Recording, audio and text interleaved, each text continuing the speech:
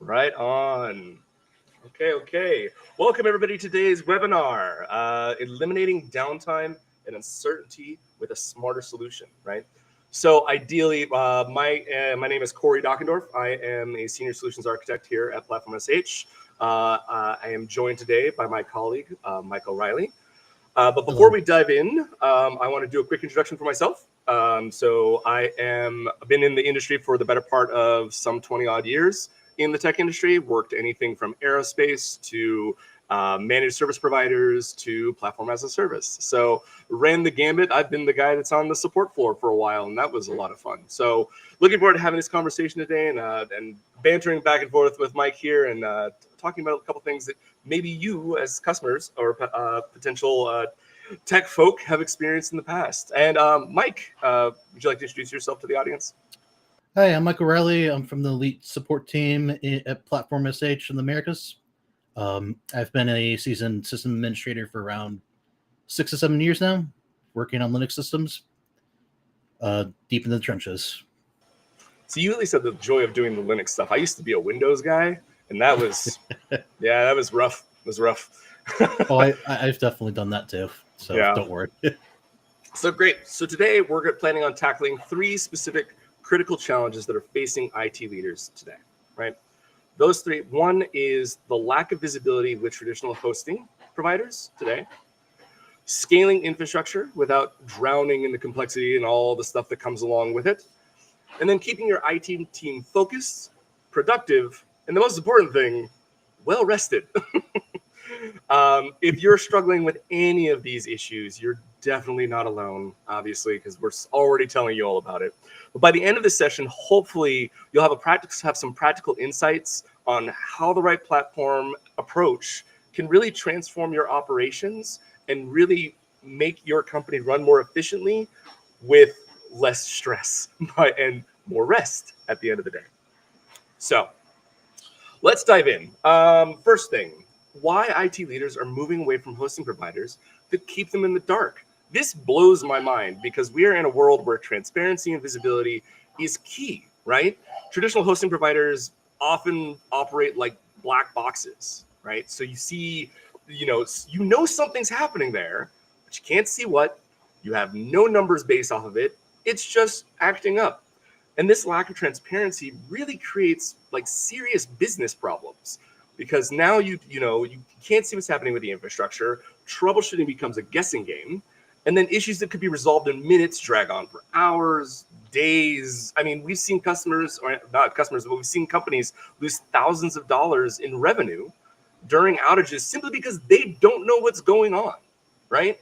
So, I mean, it's difficult if you can't see what's the problem and you can't pinpoint it, the source of the problem, you can't resolve it, right? So, like some of the times, like Mike, what are some of the common visibility issues you've seen with IT teams struggling with?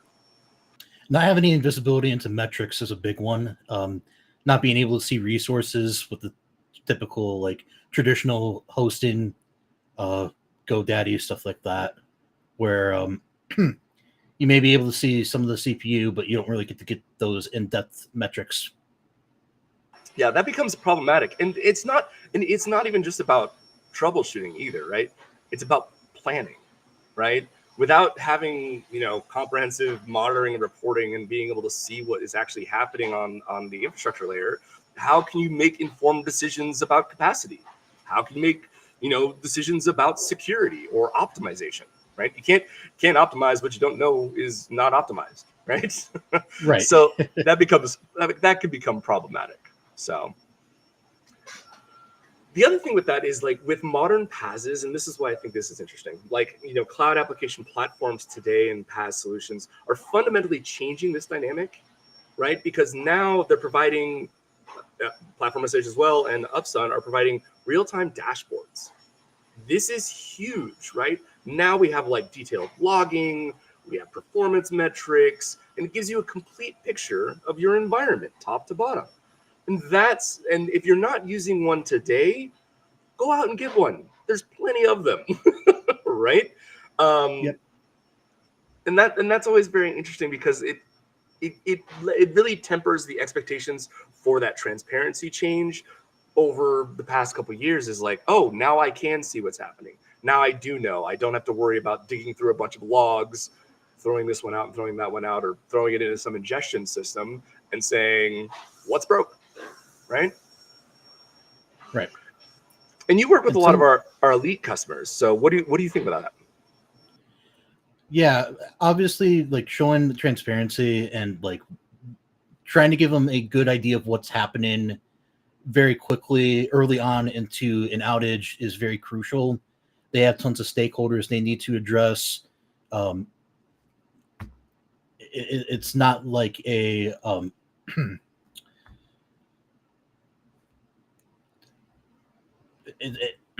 it's not like a easy thing to do when having to constantly tell them I don't know what's going on. Our providers keeping us in the dark. We don't do that. We try to be very transparent and tell them if we don't know what the current situation is, what's happening, we tell them we're actively investigating it. If we have any inkling and what may be causing the issue, we may, depending on what the issue is, we may give them some additional information, but we tend to try to stick to the facts so that they can give the facts to their stakeholders. And that's really like the evolution of transparency. Like that is the expectation now.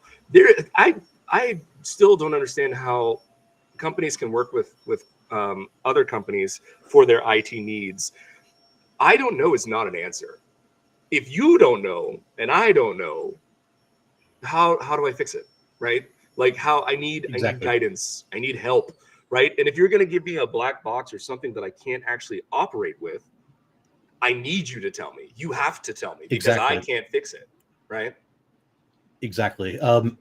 Even some providers are kind of like their support teams are kind of instructed not to tell them everything, depending on the company. We're not going to be saying names here, obviously, but and when I started in in the industry, that was some of the things that we were kind of taught that I had to break out of when I first started your platform. One of our core values is transparency, and that's something that really does distinguish us from the traditional web hosts. Yeah, absolutely. I agree. This is something that I learned back when I was working at another managed service provider. That when you're on the floor and you're the support person trying to help these customers, be transparent, be honest, give them facts, don't give them fluff, right? Let them know what it is, because the faster and more accurate you can provide that support, the faster and quicker they can resolve it. And then trying to also give them, more power to the player, right? Hey, you know what? Maybe you don't need to open a support ticket because you have access to a dashboard. Maybe you don't need to open a support ticket because you can see something is happening, right? So these are things that are very important to have. And we're again, to Mike's point, big on transparency here. So providing not only that assistance and that help, but also having those dashboards and having those numbers and having those that data from 30 days or 60 days or 90 days and being able to make those estimated decisions, right? So and that's very important these days. And I think a lot of people are still of the old mindset of like, I'll do it myself, I'll just go in there and figure it out. But if your hands are tied, you can only do so much, and I think that's a large headache that's happening today. Definitely. One of the examples that I wanted to talk about, which I thought was really cool, so Symphony.com, they actually increased the performance of their site. You may be familiar with the little PHP app called Symphony. It's crazy. Yep. But they actually leveraged Blackfire monitoring, right? And that's something that we do here. And that they were able to actually increase the performance of the site by almost 3 times, right? Just by getting the data. Like, didn't even have to do anything. Just said, hey, let's take a look. Let's see what's going on. And they were having issues specifically like with SQL queries, right? Finding bottlenecks, which, let's be clear, if it's SQL queries, it's probably a bottleneck in the first place. So you probably want to be able to see as much of that information as possible. And then being able to see that, taking that data, measuring that data, and then seeing what the impact is on a fix with that data. And then by doing a simple thing like just caching a single one SQL query, they increase their site performance by 3. One query. How long would a normal dev or a normal support or assist admin or SRE take to have to dig through everything on the site to figure that out, versus just having a dashboard that says, hey, change this. Right? Yep. Blackfire really does open that world of opportunity, trying to identify those bottlenecks. Yeah.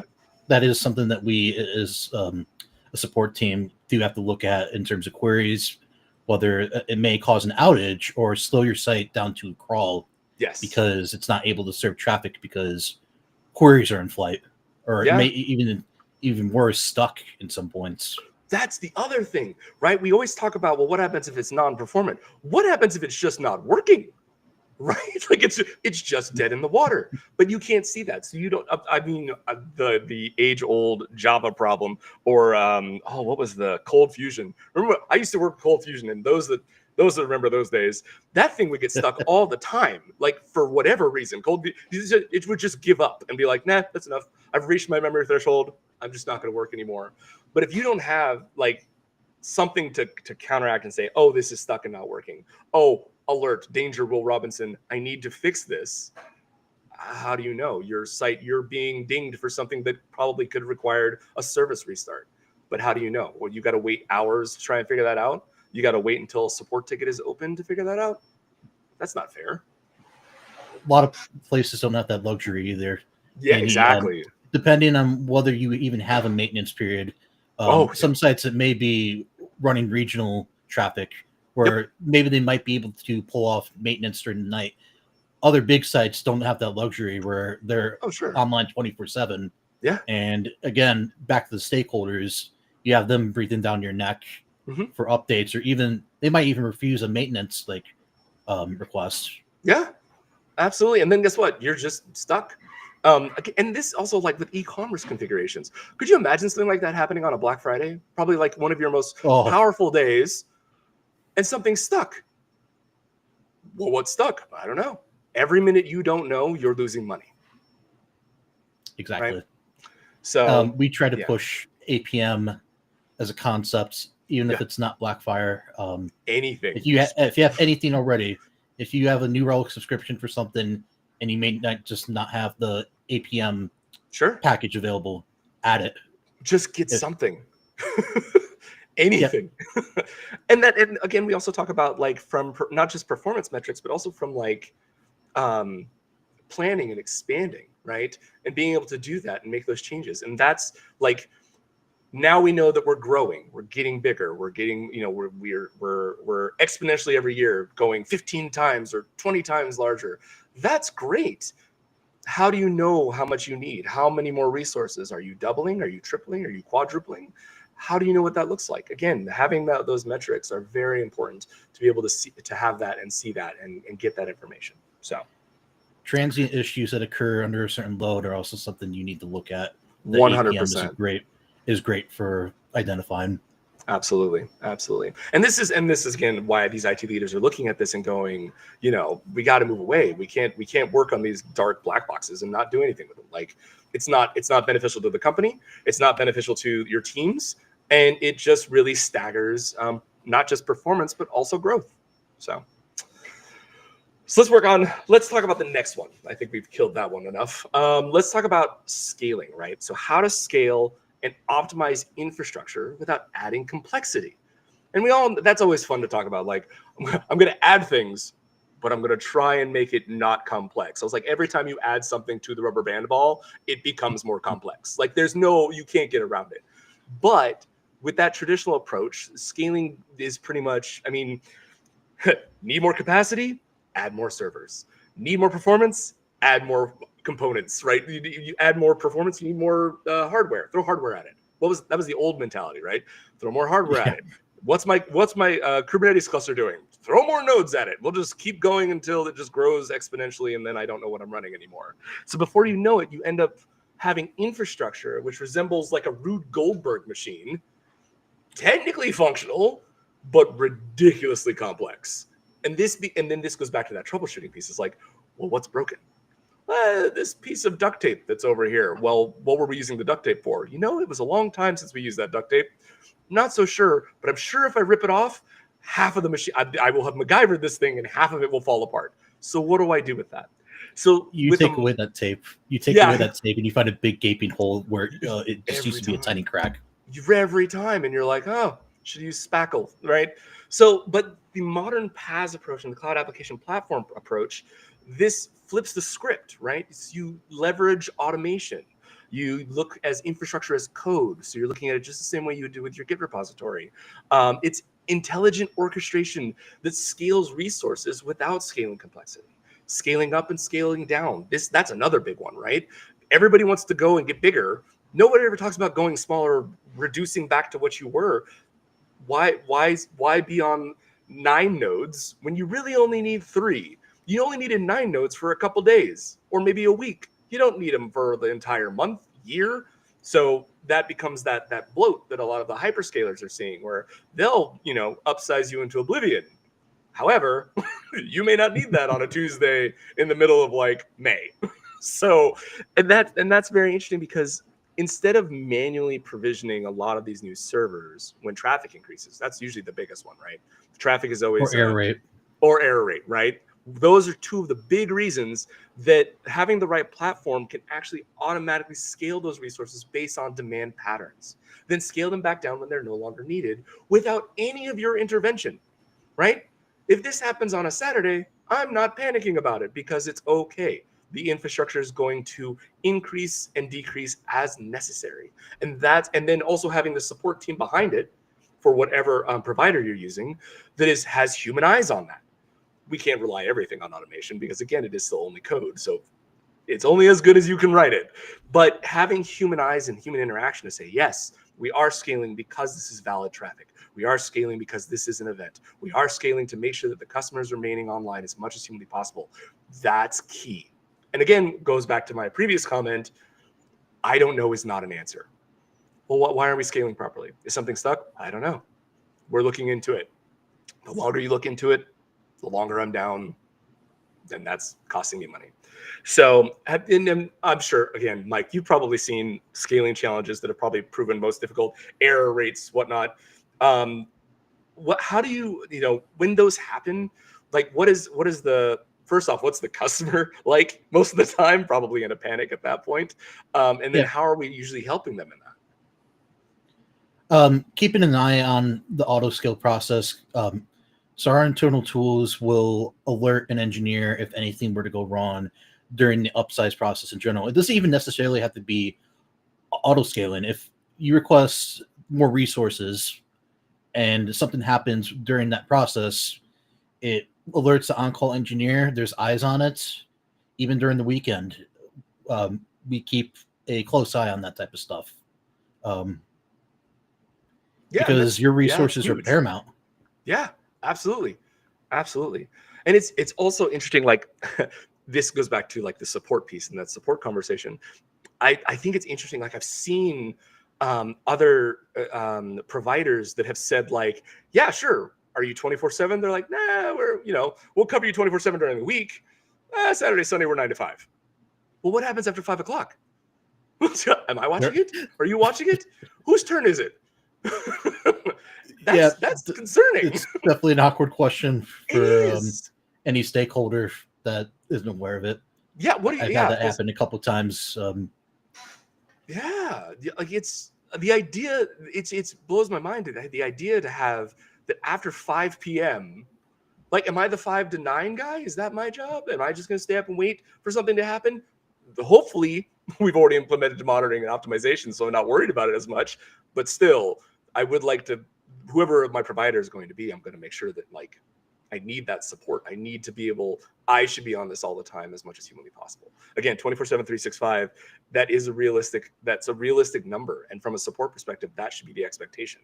And if not, I'm just doing most of it, the work myself, or doing it during the time that they're not doing it, right? So that becomes cumbersome for IT departments today. Yep. So I think that when evaluating like a scaling solution specifically, it's critical to ask whether it will add unnecessary complexity to your environment.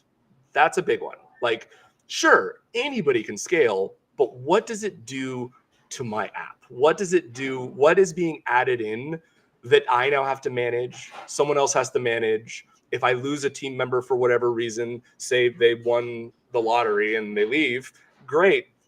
How quick can I teach somebody? How quick can I spin somebody up? Or am I using old primal knowledge of like, hey, this one guy that's been here for the past 20 years, he knows why this all works and does whatever. If he leaves because he retires or he's just done, has that tribal knowledge been pushed off? Is that written down? Do you have a document? Do you have the complexities written down and cleared up and documented well?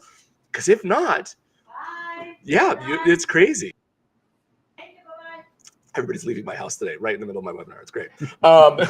Goodbye. But at the same time, yeah, I know, barking dogs. I love online meetings. They're my favorite thing in the world. But in all things, these are the things that people need to consider, right? It's like, well, what happens if, right? And these are some examples are, will this require specialized knowledge, right? That tribal knowledge. If I add these new scaling complexities, will it introduce new failure points, right? Because we're adding new things, we're adding scaling, we're adding pieces. That means that there's also points that can obviously fail as well. Do I need to duct tape those now? Do I need to duct tape them later? Do I even know what they are, right? And then will it make troubleshooting more difficult? And this goes back to the duct tape at the end of the Rube Goldberg machine. If I pull it off, what am I going to find? Right? And when I do find it, now how am I troubleshooting it? Do I have the means? Do I have the metrics? Do I have the optimization recommendations? I don't know. I might. So that's when I look at providers, I look for those type of evaluation criteria, right? So what I was going to ask you, Mike, so in your experience, like, can you give me like one or two optimization techniques that pretty much deliver or outsize benefits without introducing too many complexities? So some people might not realize it, but we do have autoscaler as an option, and you can use it on your staging environments. Generally, when you're onboarded, what would probably be the ideal scenario is to determine what autoscaling parameters you need before your site goes live on Platform SH or Upsun, and to once you get those parameters set, you just have to keep an eye on your application's resource footprint, because the way that our we define a range of how many resources can be upsized to or downsized to. What is the minimum and maximum, basically? And if that need to change for whatever reason, you need to obviously keep an eye on that and do testing of your applications every once in a while to make sure that the parameters are correct. Your staging environment can be very key for this. Do some load testing, which may not be representative of what traffic you may be receiving, but it should be able to give a decent picture of what to maybe expect. And nothing's perfect. You may have to change the knobs a little bit and adjust, but once you have that perfect setup, it just works. Yeah, I like that. It just works. That's my favorite line in the world. Like, it just works. I believe that's Apple's tagline, is it just works. And then they like plug the magic mouse into something ridiculous and you're like, sure. But this at the same time and you make a very good point in regards to like implementing these pieces and parts within your standard workflow, right? I don't always test my code, but when I do it in production. We don't do that. We want to make sure you're actually utilizing proper staging and development environments, and you're doing those tests, and you're making sure that everything is clear and concise before you ever get to production. This not only gives you the leeway and the foresight to know what's going to happen within your production environment, but it also makes it so that there's no surprises, right? You don't have to push something and go, oh, well, we've added complexity. We don't know what it's going to do. We get to production. Oh, look, it did a whole bunch of things we didn't want it to do. Now we got to do it again. And then this becomes iterative. And this also then builds out backlog, right? Now you've created more problems to catch up on. And this really stifles innovation, right? This stifles going forward and optimizing, because you have all of these pieces of duct tape that you have to go fix. You have all of this stuff that you should decide whether it's spackle or not. And that's honestly where backlog comes from, right? We all get that, oh, I have to do this but I have another priority, so I'm going to do something else. But if you're actually testing and iterating throughout that process and throughout that workflow, this doesn't become an issue. And then also having and we talk about this with Blackfire IO, having those metrics and optimization recommendations on top of your staging and development environments.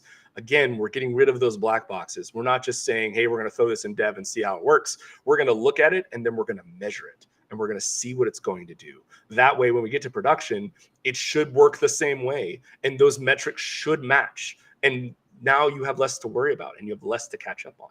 So again, those are those pieces that are very, very important and work together to be able to optimize and make your teams efficient, your application efficient, and keep our C levels happy because we're keeping everything up and running. And then the scaling piece on top of that, right? You need to know that when that scaling is coming, what that's going to look like and what the metrics are around it. Again, measure,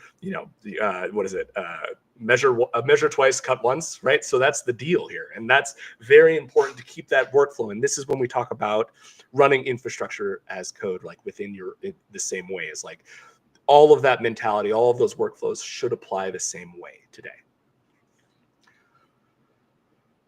And with that, I think we're going to go to our last topic. And this is my favorite topic because I used to be this guy. And you are this guy, Mike. I hope you're sleeping. But I've done it on both ends. Yeah.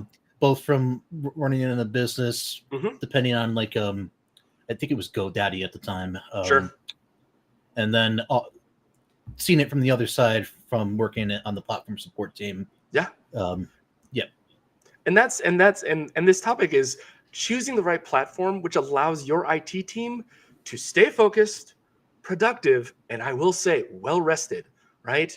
You don't need the poor guy up 24 hours a day, right? You don't need the one guy that is the only one that knows how to run anything. Like this is important because again, the mental health of your IT team is pretty much just going to keep you going and maintain their happiness, right? So this is the human side of the IT operations, right?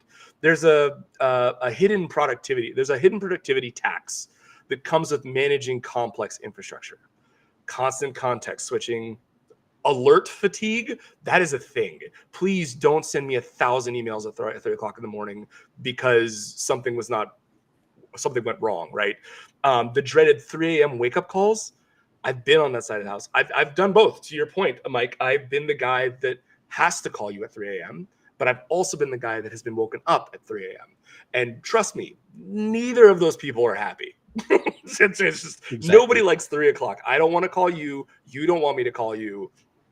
That's how it works. So we've all seen the consequences of this human factor, right? We see the burnout, we see turnover, and teams that spend so much time maintaining systems, not innovating, not building, they don't have energy for that. They're maintaining.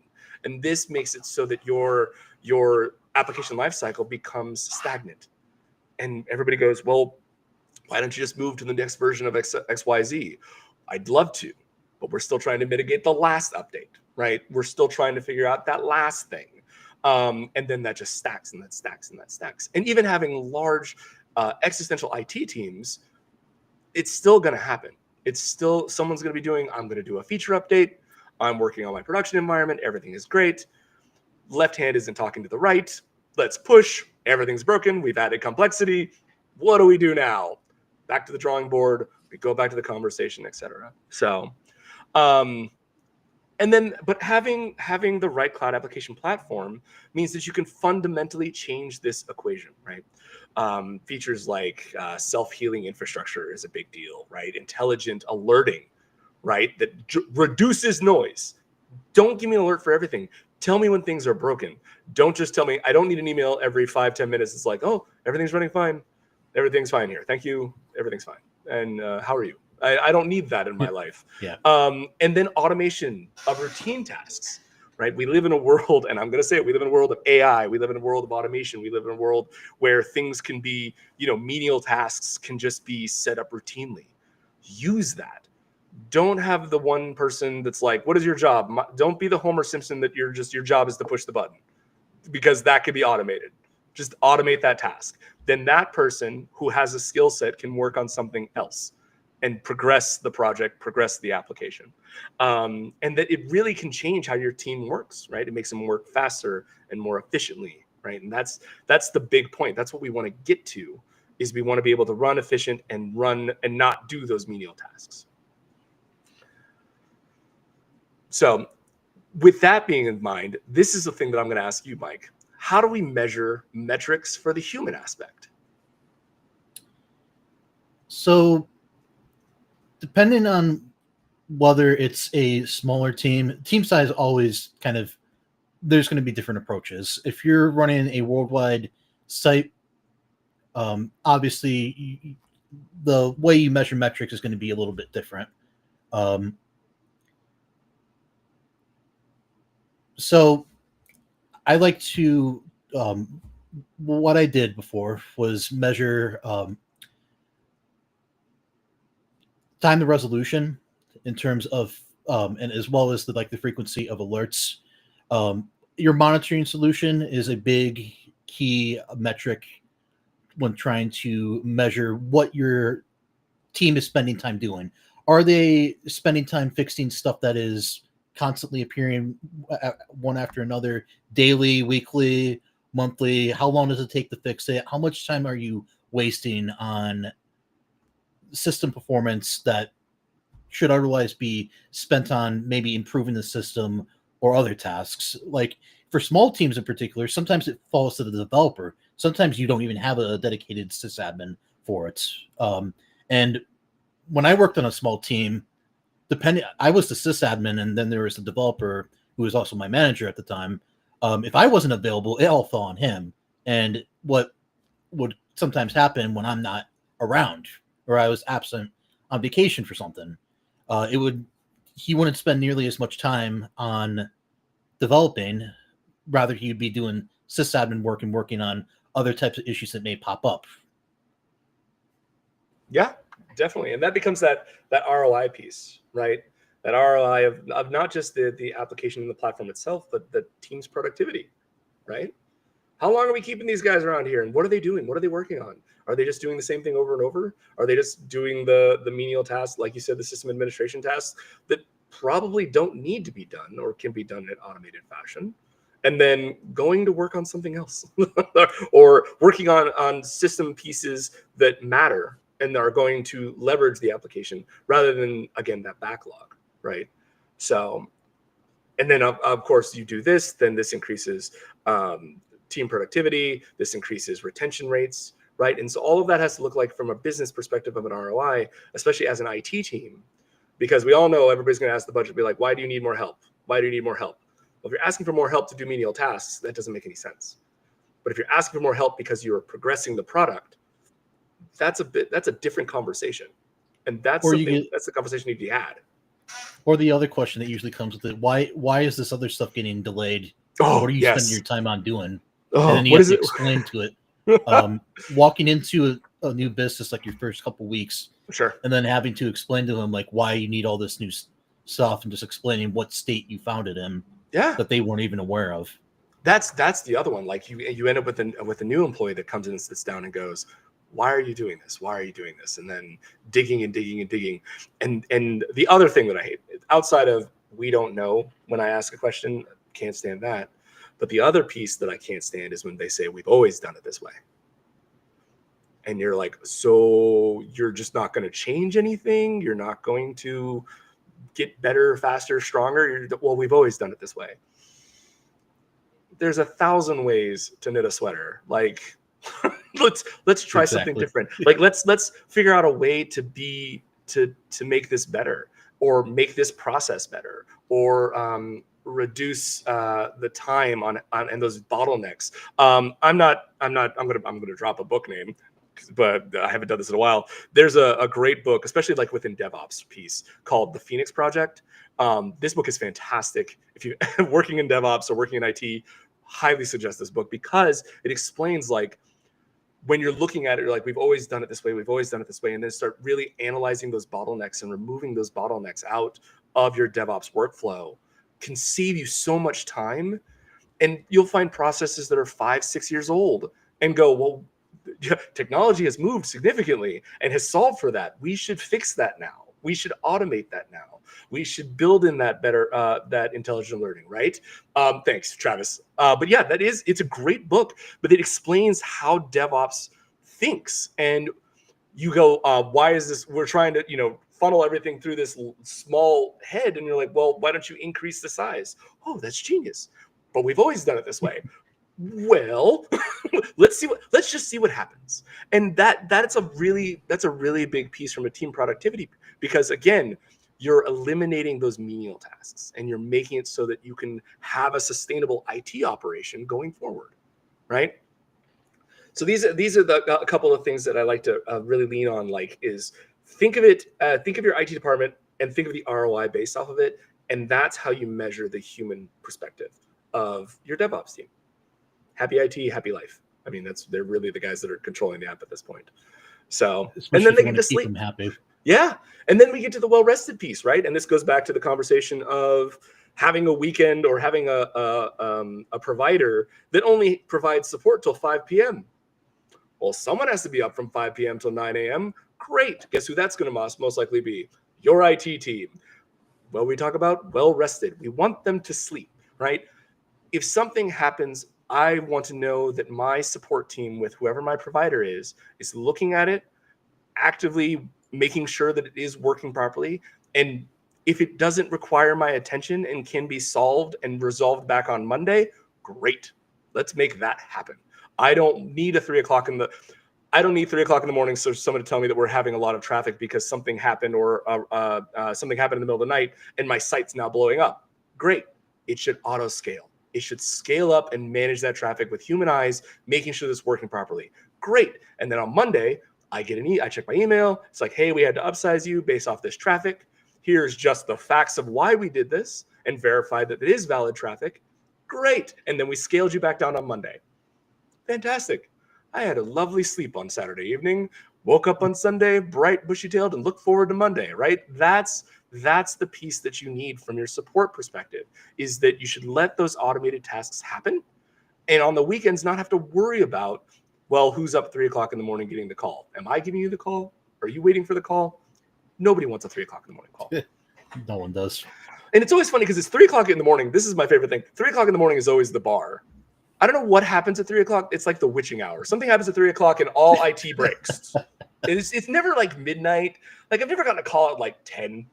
It's always 3 a.m. And I'm like, okay, that works. I don't know if there's mystery around it, but maybe someone write a book on that.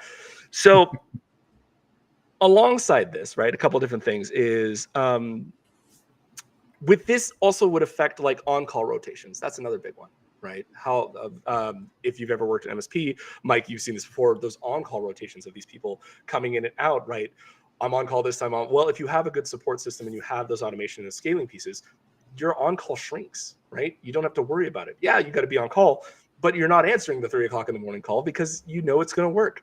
And only if it's a serious issue, again, that goes back to our teams becoming more productive and optimizing and making things better. You're optimizing, you're making it better, you're measuring this stuff. You don't get 3 o'clock in the morning calls because you've spent the time to make your application better, more resilient, and you have a provider giving you all the infrastructure help in the background. Great. Right.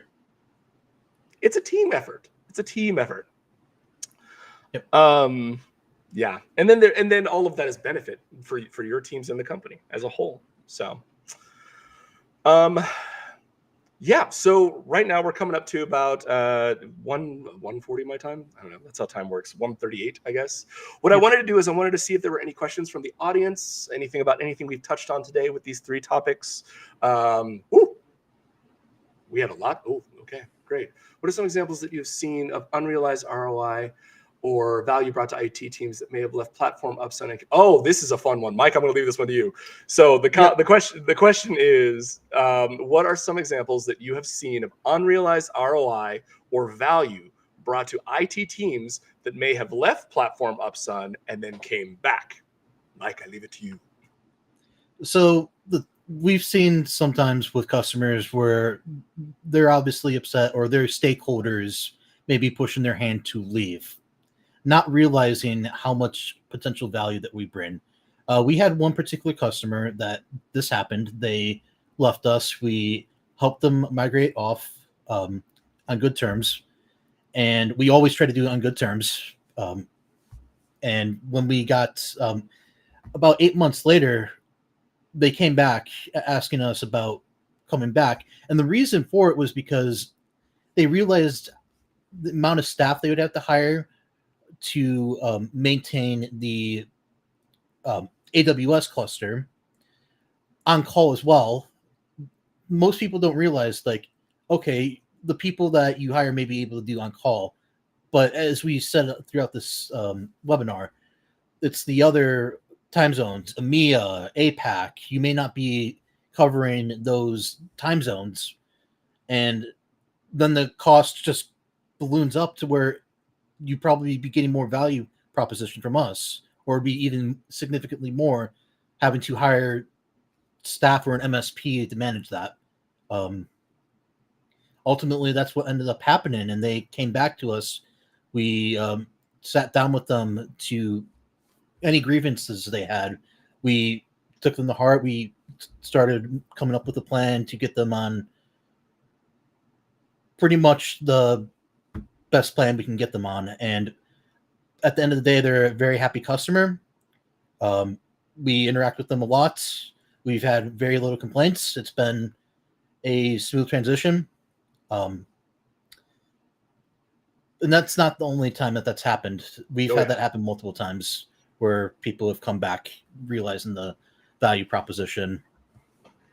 Yeah, and that's another thing, right? We talked about adding complexity to the application. Sometimes you're like, hey, you know what? We're going to go do something new elsewhere. You leave, right? And in this instance with Platform and Upsun, you now have added complexity because you've removed an entire layer of support, infrastructure management, edge layer management, all of these things. That's now your problem. And now that becomes talking to a new provider. Is this something different? Can it do the same thing? If it can't do the same thing, what am I changing? How does that add into my app? How is that controlled? Who is managing it? Who's supporting it? Oh, you don't have that feature? Great. Now I have to find another alternative and I have to do it. And again, adding that complexity to the application, causing more dilemmas than necessary. So sometimes we see those customers that they go, oh, I'm going to try this instead. And even on my side, on the solution side, we've had customers that have gone off and come to us and gone through the whole process and wanted to come to Platform, but decided to go somewhere else, or they were going to just do it themselves. And I guarantee you 6 months to 8 months later, they come back and they go, hey, so we tried that. Was not as great as we thought it was going to be. You guys still open to take us on? And then we have the conversation of like, yes, we can help you. And this is, and when you see that benefit, and then in your point, Mike, those people that are really have the benefit and have it good and then leave, they realize, oh, this is a pain. And then that's when the benefits come in. But that shouldn't be where the benefit, you should not have to leave something to figure out what the benefits are. You should know, like, this is a good spot to be in. This is nailing my boxes for what it needs to do. And that's saving me time, money, and space. And that's the most important thing. Yeah, most don't realize that, like, developers are not Kubernetes system admins.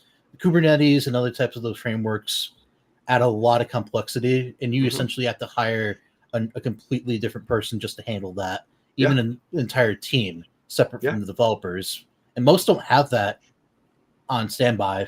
No, that knowledge. No. Come later in the year and they're like, oh, we've already gone through our budget. Great. Now you need to hire a team. I don't have budget for that. So someone's got to do it. And that becomes problematic. We see there's also the discussion of like, what happens if you don't have a large IT team? What if we've seen customers that like the communications team or the marketing team is they're handling the app or the site or whatever. And they may be somewhat technical and can handle most of that. But if you say, now I need you to manage the DevOps, now I need you to manage the infrastructure. How do you know about CDNs? What do you know about CDNs? This is a different subset of like talent. And you're like, it's your problem now. And that becomes difficult because now you have a very steep learning curve for somebody that may not want to do that. Yeah, we manage the CDN too. Most probably won't consider that either. No, and that's the web application firewall. Like these are things at the edge layer. Like the whole top to bottom infrastructure as the more of it you can have managed and the more of it you can have support around, the less you have to do anything about it, and the more time you can spend focusing on your application and optimization, right? Yep. And then throw an APM in there, and then you really have a whole lot of space. So could you give 3 tips for orgs vetting providers in terms of support when they're looking to engage a new provider? Ooh, good question. Yes. Support and SLAs. That's a big one, right? Because I know that there are a lot of customers out there that are going and they're like, well, what does that look like? The difference between a 99.9% SLA versus a 99.99% SLA is about 8 hours, right? I think so that really becomes how much downtime can you afford and how often will that downtime occur? That's a big one that you should talk to. So when having a conversation with a provider, how much do I have to worry about? And should downtime occur, how fast can I get back online? That's a big one. Another thing that you mentioned that I wasn't even aware of, I think it was a couple of weeks ago, Mm-hmm. some providers limit the amount of tickets you can open in a month. Oh, yeah. Mm-hmm. I didn't even realize that was a thing. It just seems so counterproductive. Sure. Being afraid to ask limits. Questions. Yeah. Well, again, I don't know. So if you don't know, don't need to open a ticket, I guess. But that's another thing that you should check in. See if there are any limits on that support interaction, right? Seeing if there are limits on how often you can open tickets, when that support is happening. Is it 24/7, 365, or are there limitations and you need to have somebody on standby? When it is during standby, how long does it take to answer a ticket? That's another one. Like, we can have a support system. When I worked for an MSP, we used to have tickets sit for like hours on end because maybe the one guy that knew how to fix it wasn't available. Like, that becomes, then you have a ticket waiting and you have the update hell is what you have. It's just like, I need an update. Any update? Is there an update? And you just keep pinging, hoping someone's going to answer. And then by the time they answer, it's 2-3 hours later. So those are 2 very, very big things, is from a support perspective, making sure that you have the 24/7, 365 SLAs wrapped around it, especially if you have a smaller team and you want to make sure that you have that uptime and availability. And then another one that you want to talk about is what is the path of least resistance, right? What does a migration look like? That I think a lot of people forget. They're like, oh, I'm just going to take my application and move it to wherever I need it to be. Well, each provider functions differently.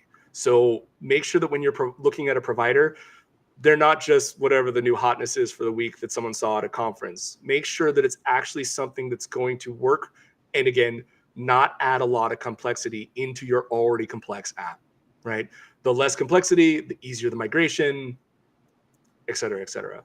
And with that, how much control you need with that complexity, right? Hey, we're bringing this in and we're going to come to you as a provider. What do I need to do, or what do I need to know? Is there middleware involved?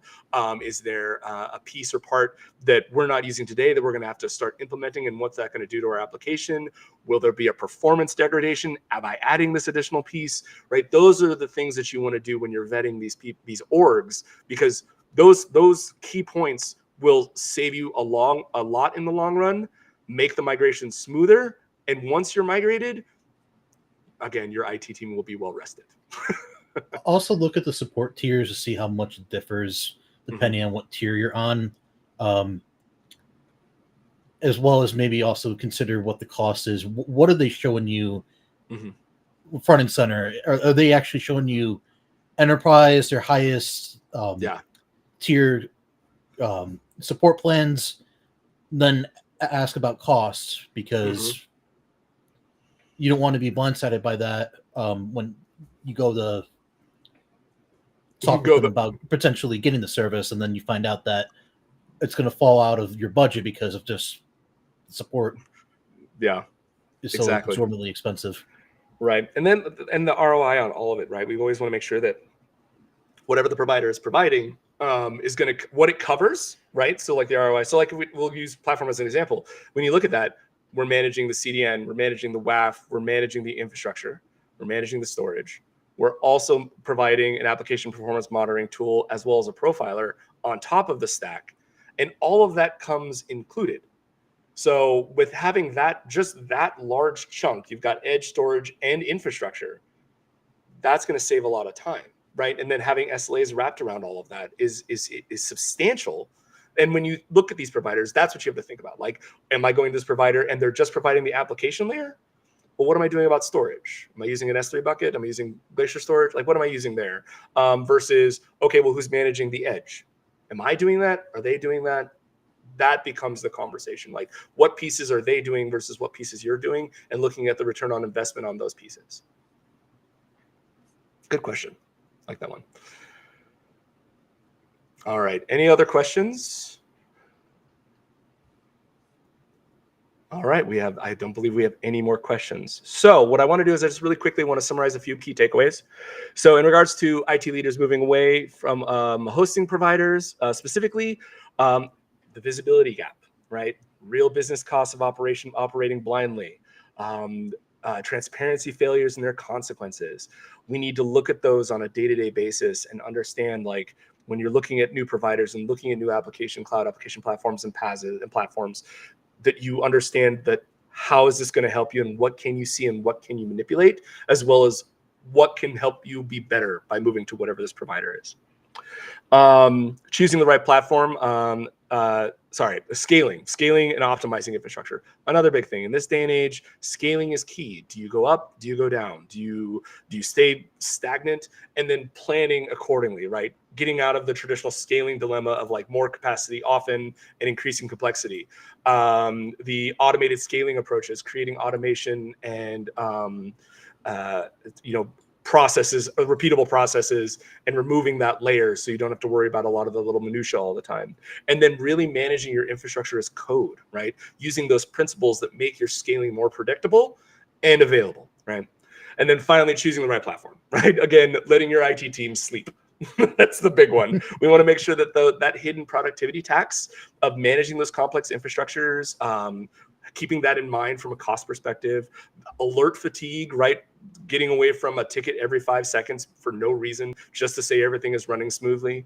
The features that reduce, cognitive load, right? Self-healing, intelligent alerting, right? Things that actually make your life better. And then again, calculating that true ROI of a platform, which includes your team productivity and the retention, and letting your person sleep on Saturday. Right. So those are the key takeaways that we have with this, is that these are the things that need to be taken into account. And then when looking at providers, these are the things you have to think about with your application. So if you have any questions, comments, concerns, or emotional outbursts, feel free. We have a lot of documentation here at Platform SH and Upsun. You guys can look at that at length. We have a Slack channel. We have a Discord channel, that you guys can join if you want to hop in there and just, dig around, see what other people are talking about. But ideally, we are happy to always provide a custom solution based on you and your needs. So if you want, you can book, you'll probably see in the chat, you can book a complimentary one-on-one session with us via the Calendly link that's been shared in the chat. And you can talk to myself. We can bring Mike on, and we can have a candid conversation about what you're at and where you're at today, and maybe something the platform or Upsun can help you with.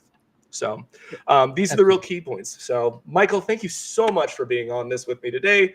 I look forward to dragging you to one of these again later in the year. I'm sure I'll find some reason to sink you into this. So, but again, it's my pleasure.